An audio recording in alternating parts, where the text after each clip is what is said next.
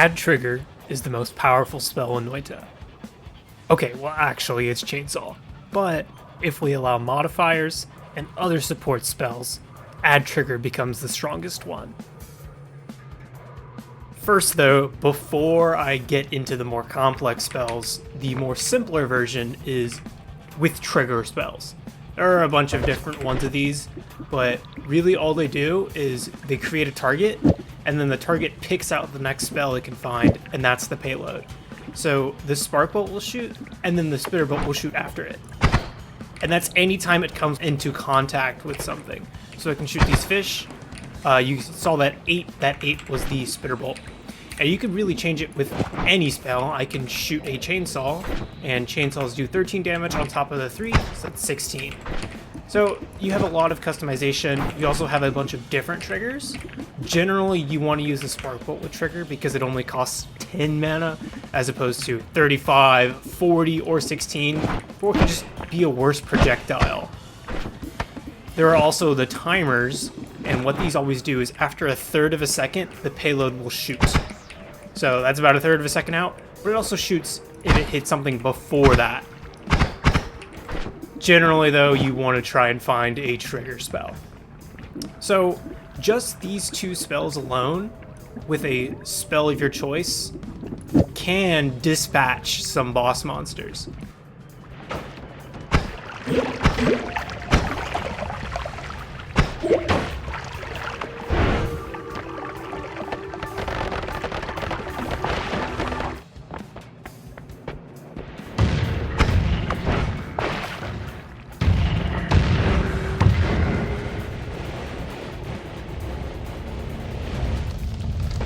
The trigger is not limited to just one spell as the payload. You can use modifier spells that cast multiple spells to create a larger payload. In this case, the Spark Bolt with trigger is now going to shoot 4 Spitter Bolts, and that alone does a bunch more damage. 35 on contact. So a lot more damage there. On top of that, we can also tack on other modifiers. For example, horizontal path. It adds more damage, but it creates a harder to aim projectile. But we can still aim the trigger because this modifier is only applied to the payload. So we have the ability to aim anywhere we want, and we get the damage increase from the horizontal path. You can also apply this to spells such as Heavy Spread. This decreases cast delay and recharge time, so we will be shooting faster. One thing to note though is that cast delay inside the payload does not count. So we're not actually getting this minus 12 cast delay. It's just the recharge time. But conversely, that means we can add manas inside the payload, and we don't actually get any penalty from that, and we can get that mana on top. So we can add a Heavy Spread, an add mana, and a horizontal path. These are really hard to use on a normal wand, and I can throw it out in front of the Spark Bolt, and you see that, yeah, it's just straight up impossible to aim. So inside the payload makes it much easier to aim, and we get much more potent damage. On top of that, you can also add in a Chainsaw Wrap, and this alone should pretty much make a wand that is worthy of defeating most things in the game. This could really easily get you to the boss. With those spells out of the way, now I can finally get to the big guy in the video, which is Add Trigger. If I fire this wand, you'll notice it's basically exactly the same as the previous wand, but if you look at the board, it's not the same as the wand. The Spark Bolt is overridden by the Add Trigger. That means it only costs the 10 mana to cast Add Trigger. I can replace it with any spell, and it still costs the same mana-wise. Generally, though, you want a fast-firing, accurate spell like Spark Bolt, so it might not make a difference. But one thing to note is that it overwrites any triggers. So this is no longer a magic arrow with trigger. This is a magic arrow with this trigger. So it doesn't become a double trigger or anything. We can also do it with the timers. This is now a Spark Bolt with trigger as opposed to a Spark Bolt with timer. If it fails to fire, it doesn't shoot automatically like the timer normally would. So you might be thinking, why would I ever want to do this? This is just a worse version of Spark Bolt with trigger. It takes up an extra slot, and slots are very valuable on in-game wands. But one thing I have omitted is that you can put modifiers between the add trigger and the target spell, and it fires them for free. Whenever I fire this, if you look at the board, it's going to be a very compact wand. That's because the add trigger applies all of these innately to the trigger, and then it also omits the spark bolt for free. So we're getting all of these for free. However, they do come at a cost, and I have a bunch of lightning bounces to showcase the cast delay is still counted. So if I try and spam fire this, the recharge finishes early, but I still have a long cast delay. You would never use these modifiers, they suck, but I do want to showcase piercing shot and homing. Whenever trigger comes in contact with any enemy, it will repeatedly fire the payload on every single frame it's in contact. Just like that, it fires off on every single frame and it just nukes that enemy off of one shot. These don't cost anything, so they're very nice to use. There are also the add timer and add expiration trigger in the same family. These also drop from the Master of Masters.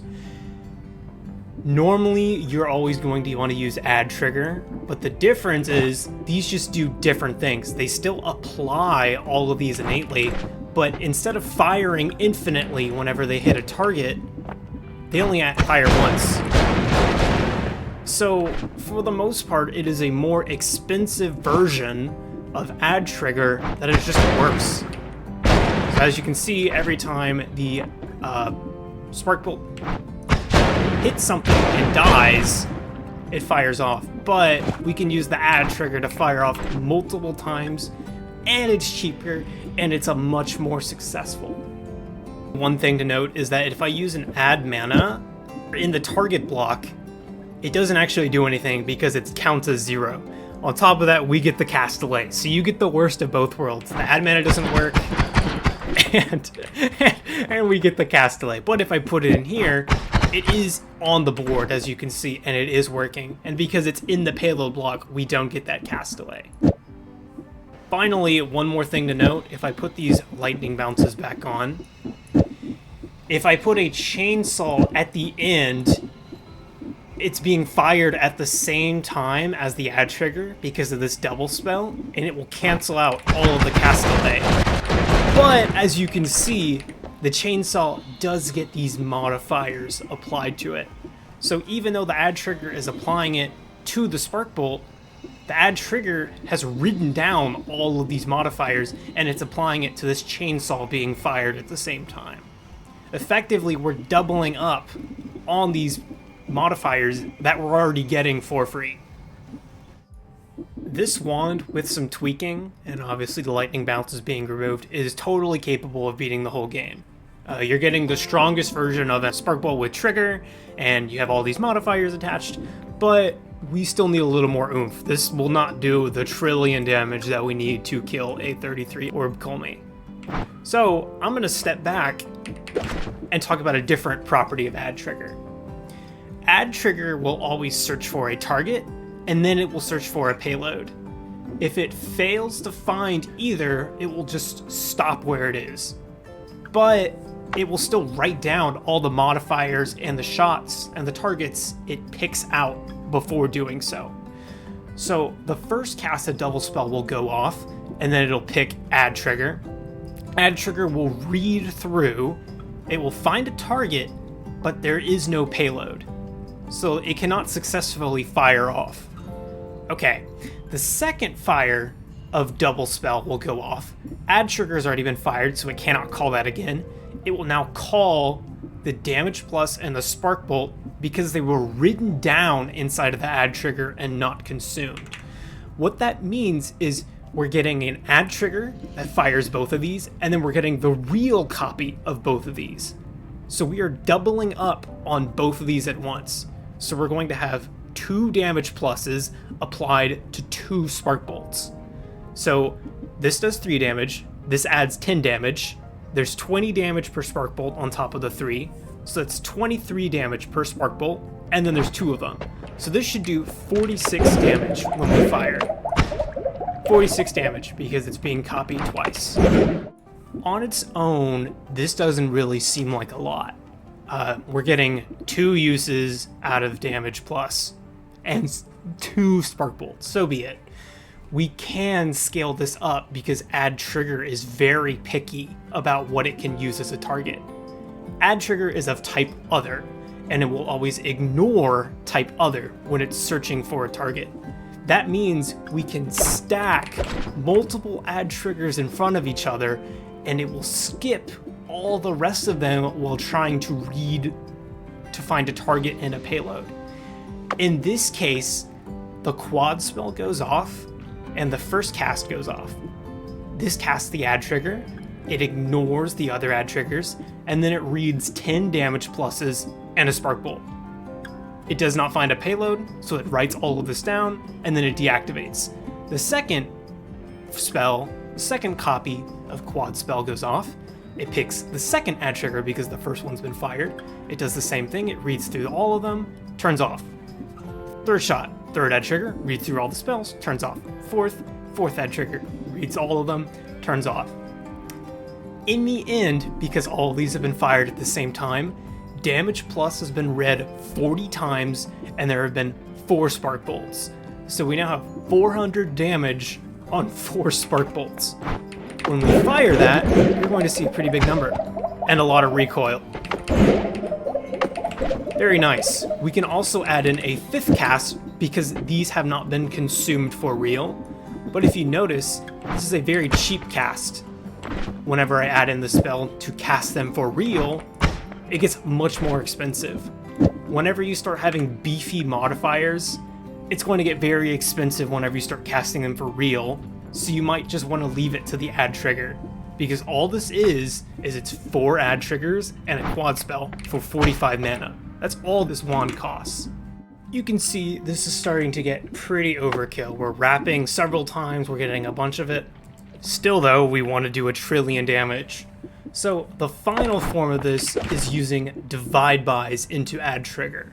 If you're unaware, Divide By will copy the spell in front of it, and in this chain, the Divide By multiplies itself up to 800 times. This is the biggest a chain can get. If we add more Divide Bys, it just turns into Divide By 1, which is the same as just having a regular modifier on top. So we have 800 Add Triggers together, and it's fired in a single cast because the Divide By, the first Divide By, will cast all of these. So we have 800 Add Triggers that are going to read through the rest of the wand, and whenever it hits the wand refresh, it instantly stops. Because it's fired at the same time as this Bubble Spark, we get 1 Bubble Spark that has all of these modifiers. That helps to reduce lag. If I fire this just as is, you'll already see it creates a bit of lag. Whenever I add more modifiers, because there's a lot of empty space, it will get even laggier. One thing to note is that the piercing is outside of the block, and it does get a little costly, but if we have more piercing, it doesn't do anything but reduce damage by 15. It also makes it dangerous to us. If we walk into the shot, you need to have saving grace.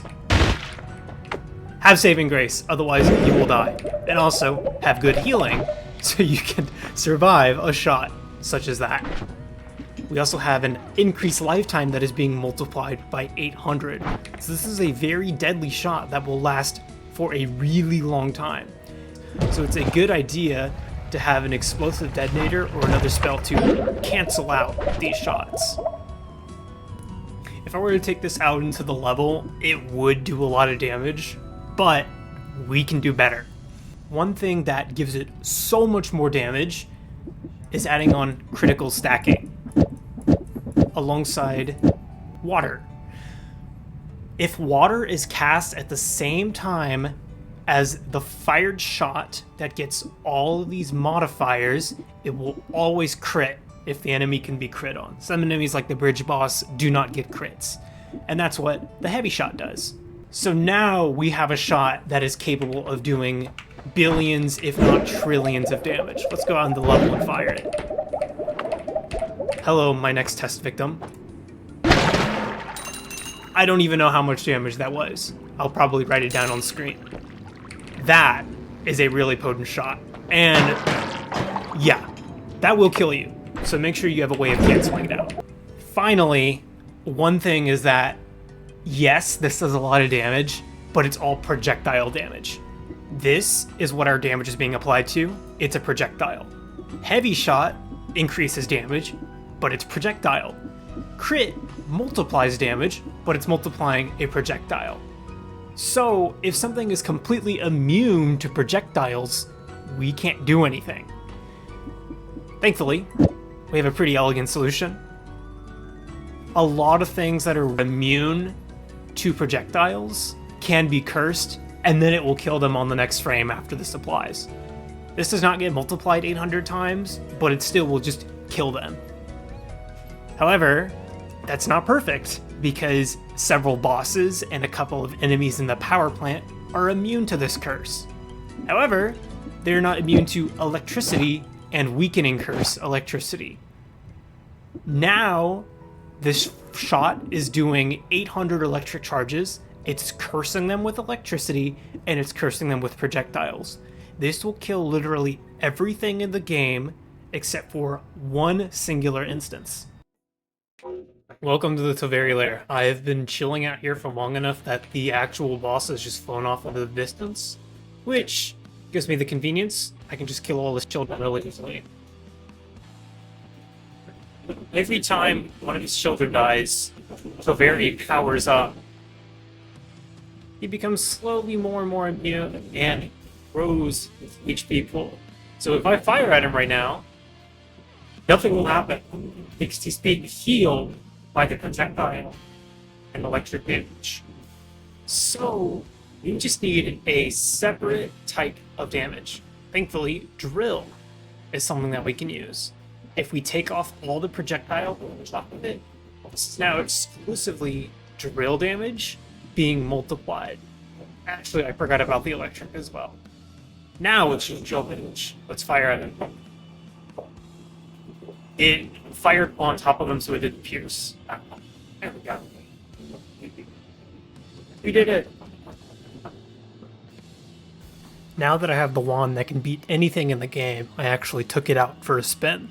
First, I went down into the ocean. This was a New Game Plus. The bridge boss actually spawns in the orb room in the lake. So I fought the bridge boss in the lake. After that, the Leviathan was nearby. So then I went and I killed the Leviathan. The Leviathan takes a bit of work because homing does not actually work. So you have to plant it in front of the boss and wait for him to swing into it. Finally, I went down to Colmy. Turns out my wand does a lot of damage, but 1 trillion is still a lot of hit points. So I had to wait and get lucky for an opening where he just didn't shield for a while, and then I was finally able to chip him down.